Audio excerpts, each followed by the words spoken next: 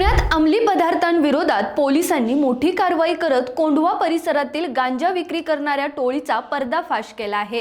दिनांक 1 मे 2026 रोजी करण्यात आलेल्या या कारवाईत पोलिसांनी तब्बल 22 किलो गांजा जप्त केला असून एक महिला आणि एक तरुणाला अटक करण्यात आली आहे।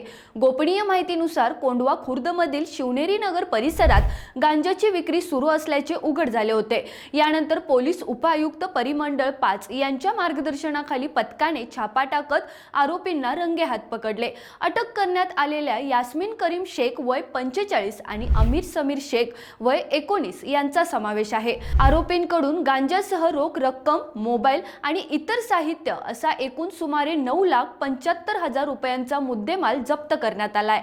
या प्रकरणी कोंढवा पोलीस स्टेशनमध्ये NDPS कायद्याअंतर्गत गुन्हा दाखल करण्यात आला असून पुढील तपास सुरू आहे। पुणे पोलिसांची अंमली पदार्थ विरोधातील ही कारवाई शहरात चर्चेचा विषय ठरते। रोकठोक महाराष्ट्राला सबस्क्राइब करा आणि बेल आयकॉनवर क्लिक करायला विसरू नका।